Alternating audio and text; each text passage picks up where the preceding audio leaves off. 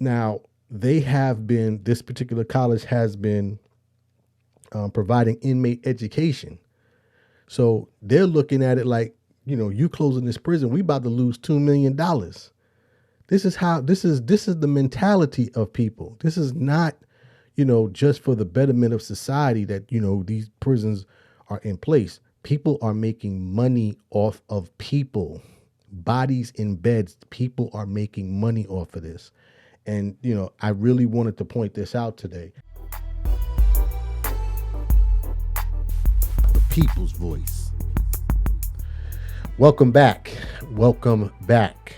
This is the people's voice. I am Trey Evans and I am the people's voice. Thank you again for checking out the podcast this week. As always, it is greatly appreciated. As always, we want to thank everyone who has taken a moment to listen to the podcast today. We understand that you could be utilizing your time to do something else that you may feel is productive or more productive.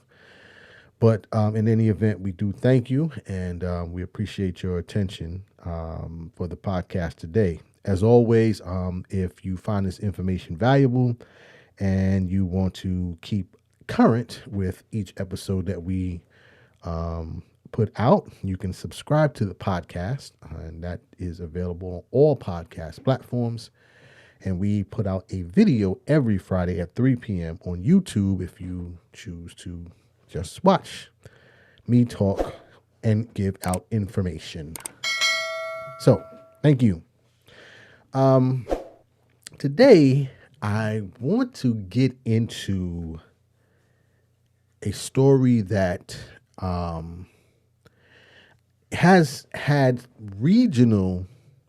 some regional coverage in terms of media, but I don't know if it's really hit on a national level. And, since this podcast crosses all genres, regions, countries, demographics, I figured I'd talk about this today. So, but in seriousness, what I want to talk about today is there's an ongoing fight in the United States, but today I'm going to talk, specifically about one region of the country. But there's a fight here in the United States for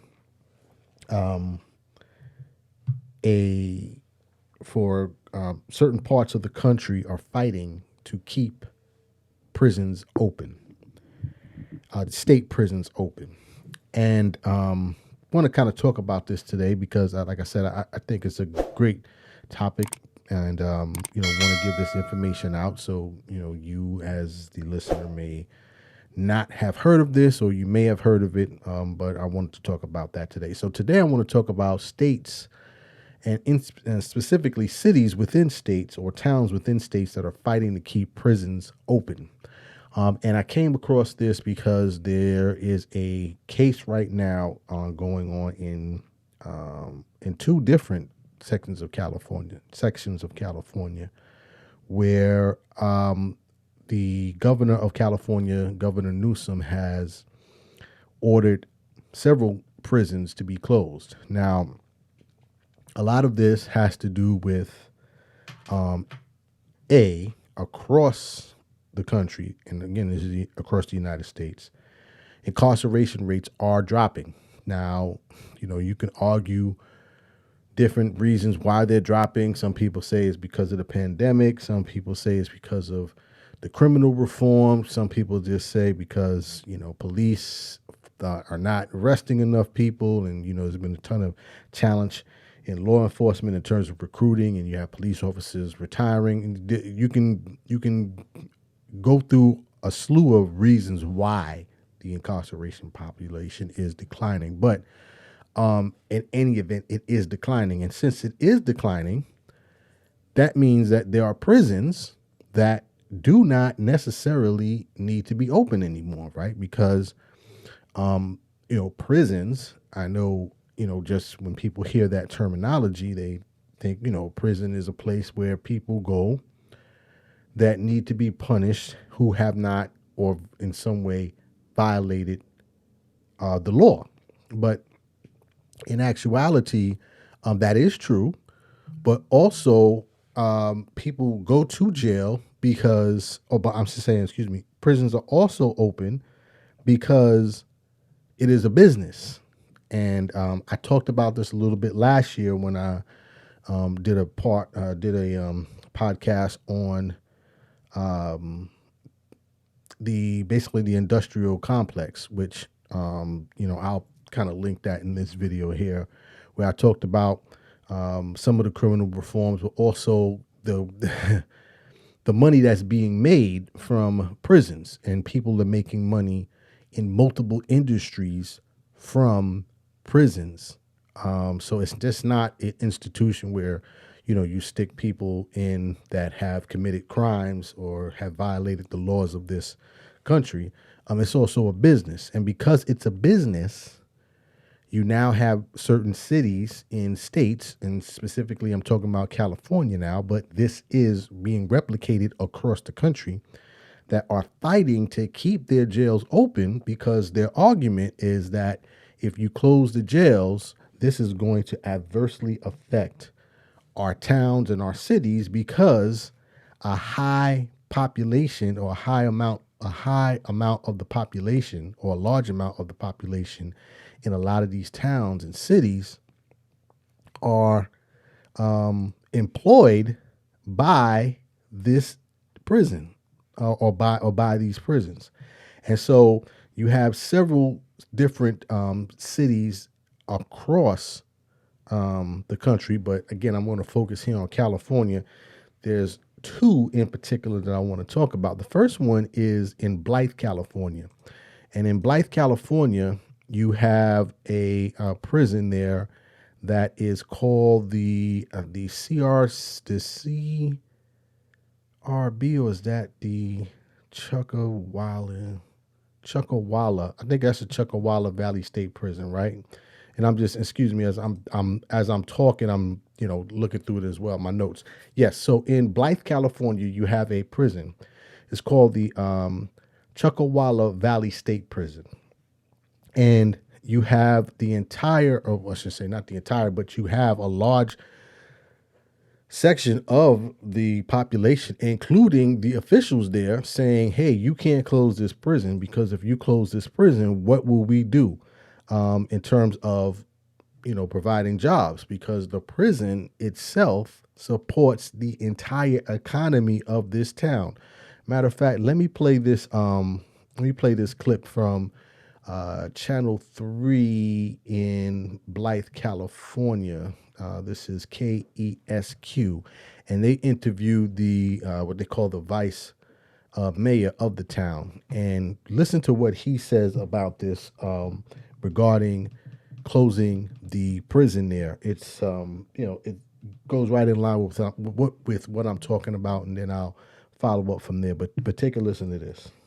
Immediate effect will be job loss. Johnny Rodriguez is vice mayor of the city of Blythe. He says the closure will most directly impact the prison's 800 workers, including some who commute from the Coachella Valley. These people are going to have to uproot their families.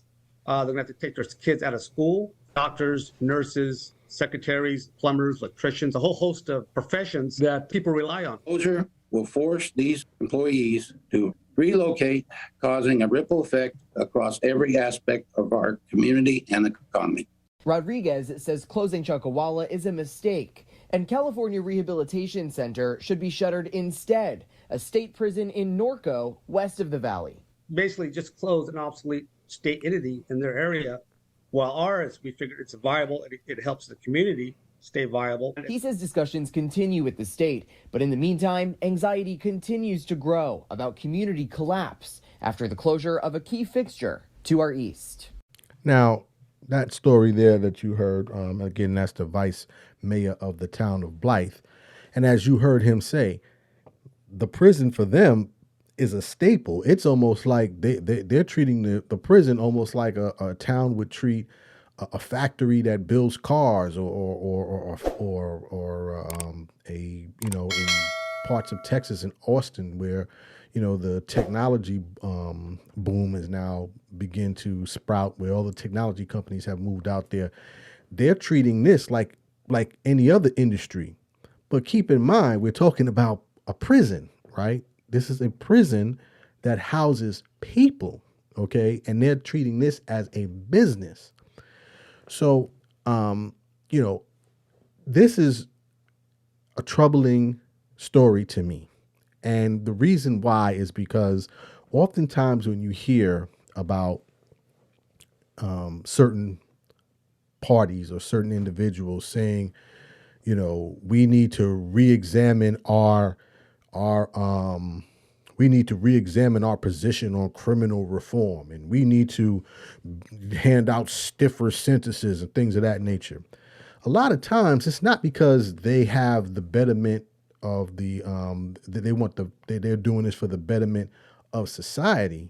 Oftentimes they're doing this for the betterment of the people that are employed and directly are basically making money off of the people that are in these prisons. And that's just one case. Again, this is replicated across the country. I mean, I didn't want to kind of go through every single case because literally a lot of these small prisons, and if you do your own research, you'll find out, especially state-run prisons, a lot of times they're in these small towns out where people can't visit, and that's a whole nother thing. And again, I talked about this last year, so I'll plug that video in here so you can kind of hear about that and the fees that are charged for people to call and do video calls and things of that nature. But a lot of times, many of these prisons are in these small towns, and they become the economic center for the people there. And literally, as you heard the vice mayor of Blythe tell you, it's not just prison guards that work there. The doctors are employed there. You have, delivery services that are making money off of there. You have doctors and lawyers. All of these people are making money off of the people that are in these prisons, which is why they are pushing to not have these prisons closed. Another case in California, which this went even further. So I just talked about Blythe, California, and that was Chuckawalla Valley State Prison. Where is this? Susansville? I think this is Susanville. In Susanville, California, they have the CCRC. Is it called the CCRC? The California Correctional Center, the CCC. The High Desert State Prison is what it's called. And this was another prison that, by order of the governor of California, was designated to be closed. This town went as far as to sue the state of California to try to keep the prison open. And I'm reading an article here from the LA Times, and it says that the prison itself it says more than 45% of employment in Susanville is attached to this correctional center, and also another state prison that's not too far away, which is the High Desert State Prison. 45% of the people in this town, in that particular town, were employed by this prison or by the prison system here. And so they went as far as to sue the state of California to try to keep it open. I'll read it again. I'm reading it here from an article from the Los Angeles Times. It says, in a statement Thursday, Susanville City Administrator Dan Newton said the city council will be briefed by the city attorney and will hold a special meeting to determine the next steps. It says here, the city's primary concern is for the CCC employees and their families. Again, they did not want this to be closed because, again, 45% of the people in this particular town were somehow employed, not somehow, but were employed or connected to both of these prisons that were in close proximity of each other. Now, their suit did not go through. Their suit was denied, and that jail is being closed as of this month, June 2023. that prison, excuse me, is being closed. But again, I'm just talking about two different cases, in California.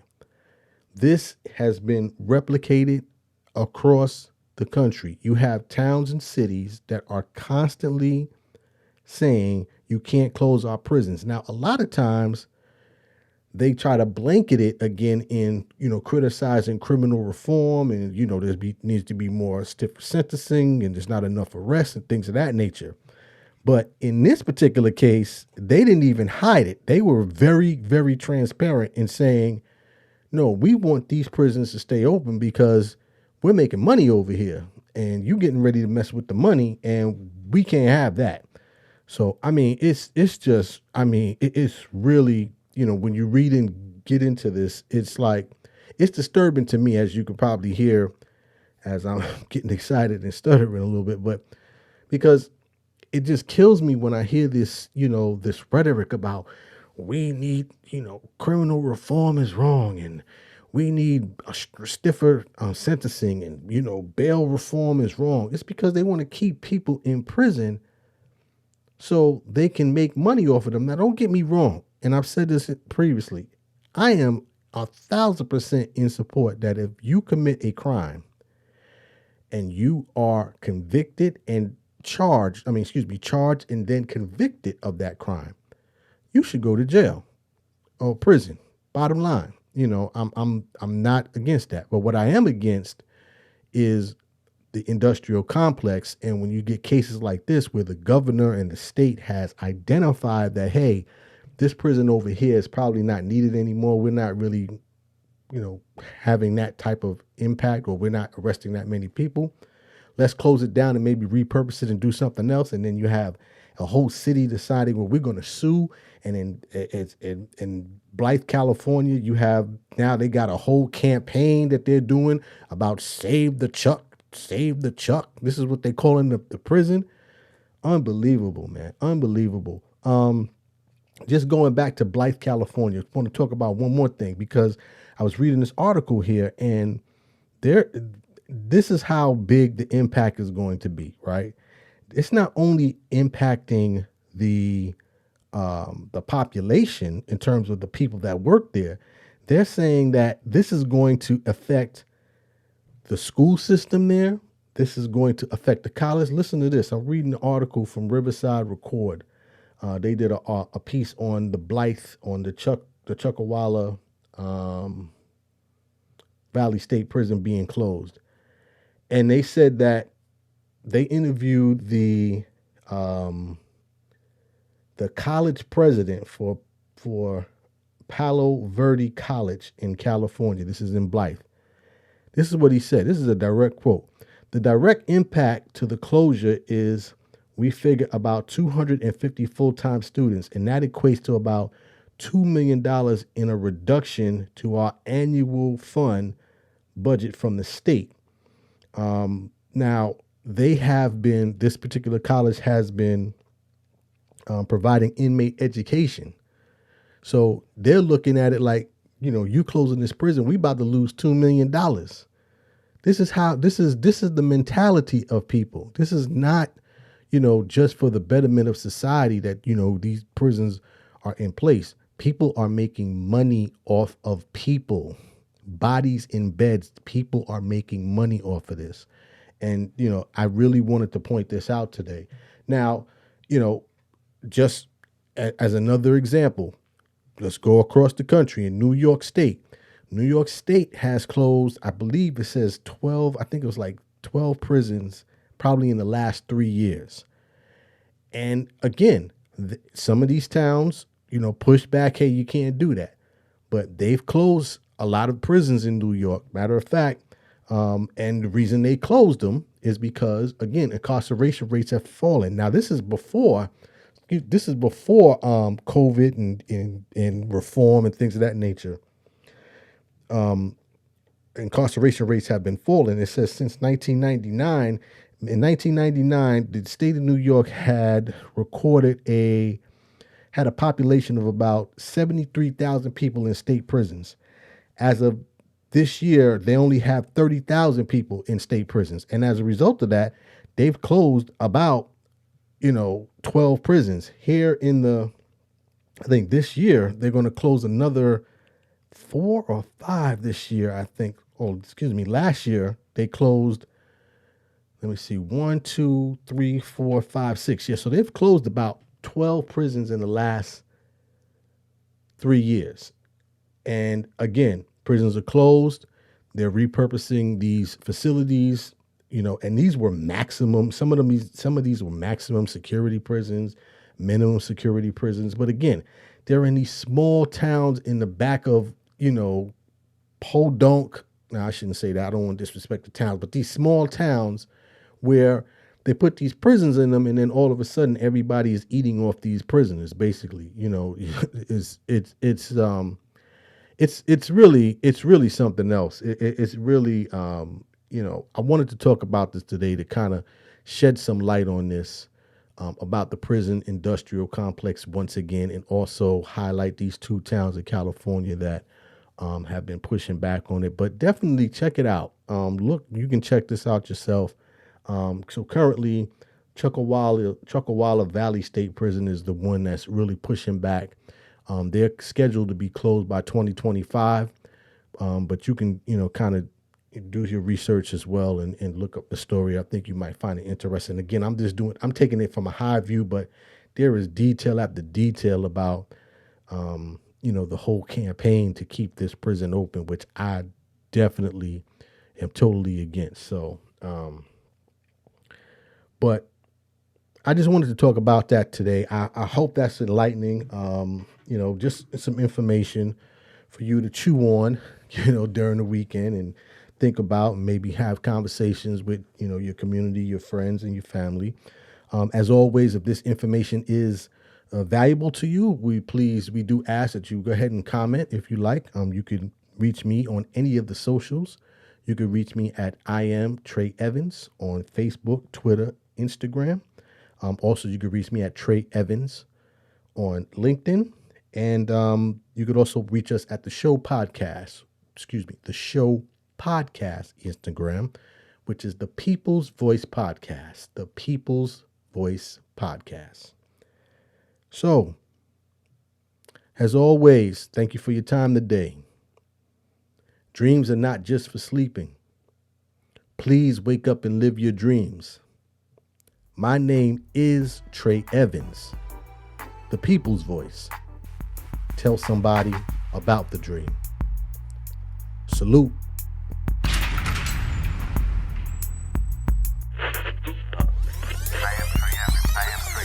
People's Voice.